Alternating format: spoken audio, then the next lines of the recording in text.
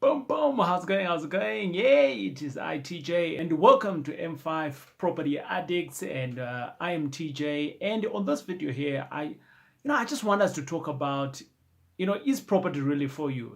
For a lot of people, we want to jump into this, but we actually don't know a whole lot of things about property. And once we get ourselves our feet wet, and we're now enjoying all of these things, and it starts working, then we're like, oh, property is not for me.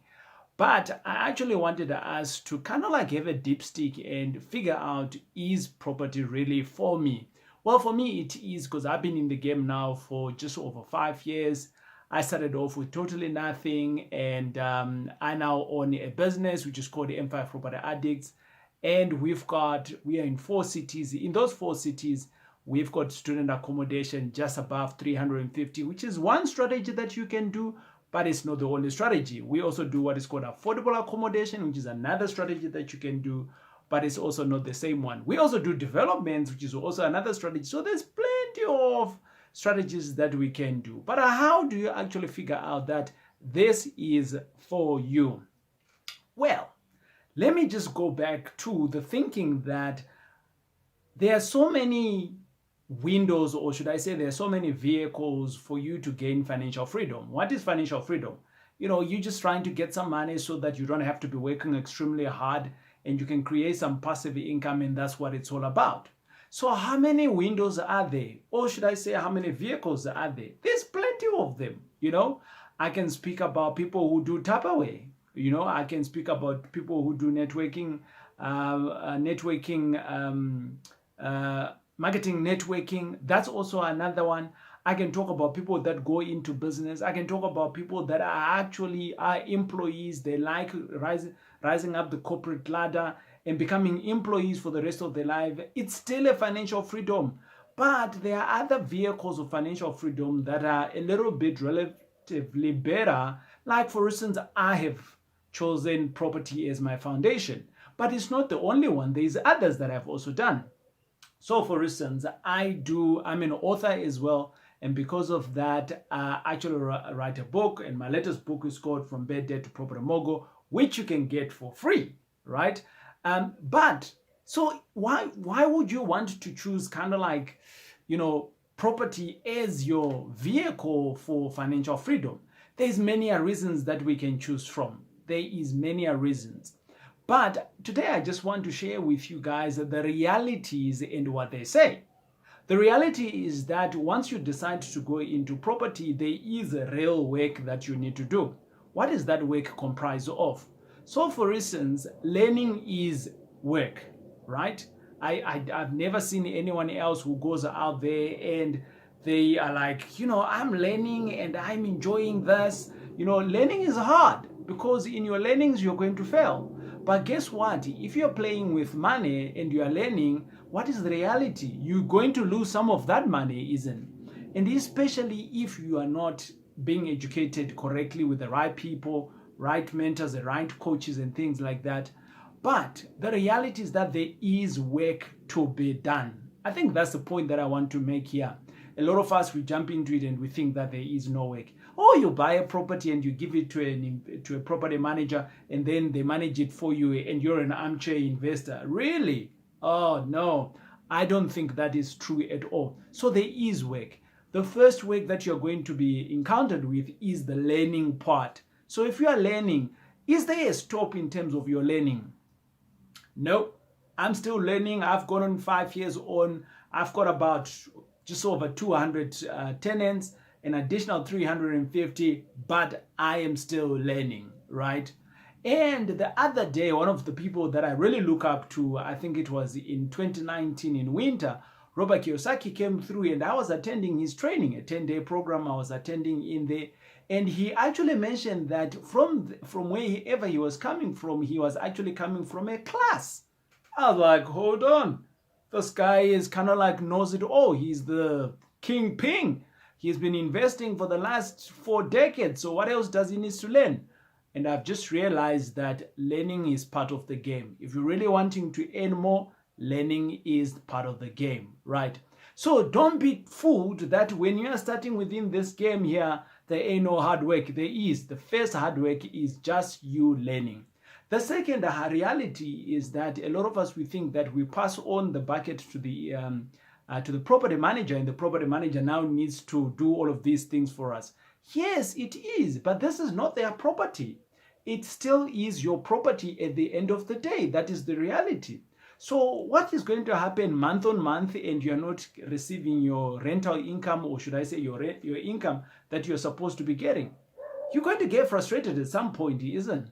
And potentially you might need to fire that estate agent or property manager, whatever the case is, right? I've had to do that in the past.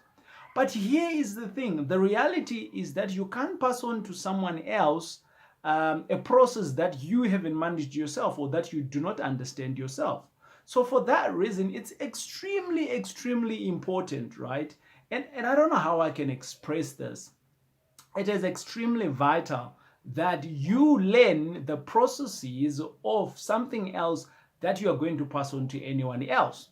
Which is why actually when you see in the employment sectors, people that are managers or good managers are actually people that started at the bottom and they've been rising up the ladder. And it's pretty difficult for those managers that are coming like, they've got a doctorate and they just come in and become a CEO of a very technical business and they actually don't know how that business is run.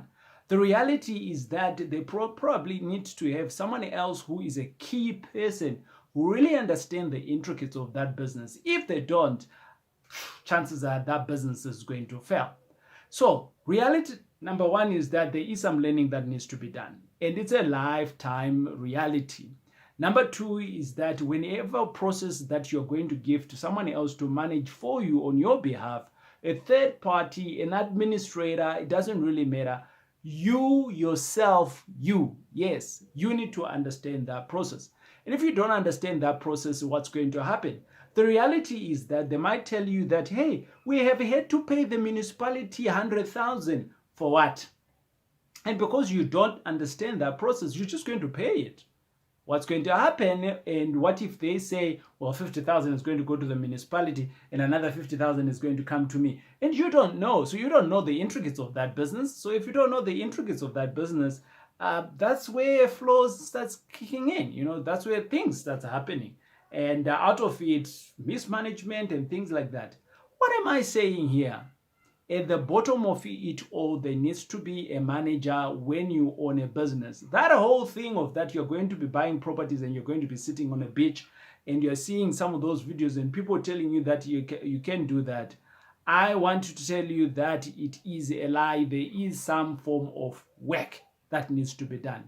Okay, maybe I might have scared you a little bit. But the reality is that you are not going to be working 10 to 15 hours in a day. If it is being done correctly, you can easily do it in less considerable amount of time. So let's give an example. You got a 2-bed, 1-bath that you bought, and potentially you are just banking in a good 10 grand out of that property. Okay. The reality is that you're not going to be managing that property every day, right? There is a tenant who's staying in there. You can put in a third part process where if there is an issue, they can call in a property manager. Those calls only comes to you if there is a spend of more than X amount of money. So you've put in a process there, and that process, someone else is going to manage it for you. Now you can go onto the beach, right? And stay and do all the nice things that investors do, right?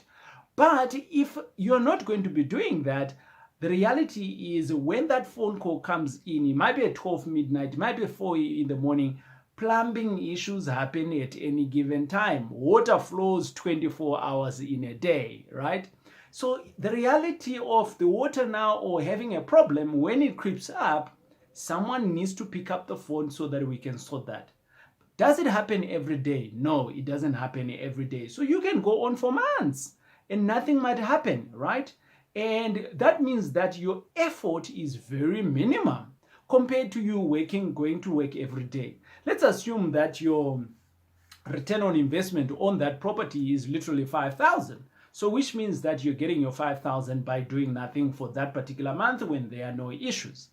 What about in a month when there is now issues? But let's not jump into that for now, but let's continue and finish off the process of, in that particular month, what is your next task?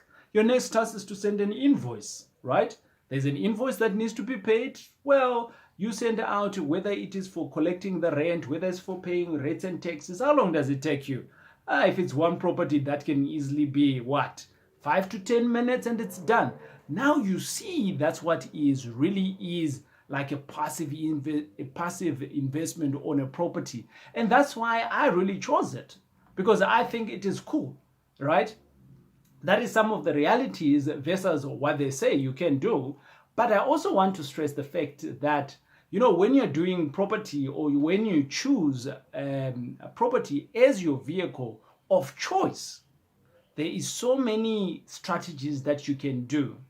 You can actually invest with other people, and when you're doing that, you can also get what they call guaranteed returns. But I always say in business, there's nothing really that's got guaranteed. Look at what happened in COVID, right? Chances are that there might have been some movement. When there is those kind of movement, if you don't know what you don't know and you omitted the learning part, you're going to get frustrated. But if you're in the know in terms of learning, then obviously you'll be able to understand that. And if you're one of those people who are saying, hey, TJ, you know what? I don't want to go through everything else that you're speaking about, which is the reality of investing in property. Well, you can invest alongside with people like me, or there's plenty of other people out there.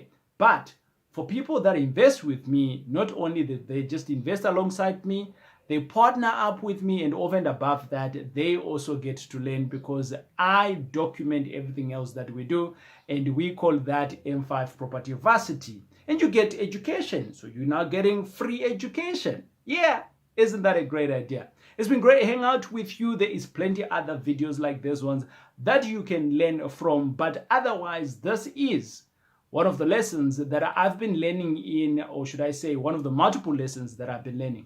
You too can jump onto many other videos like this ones, and you can enjoy yourself. Cheers! We'll chat with you on the next video.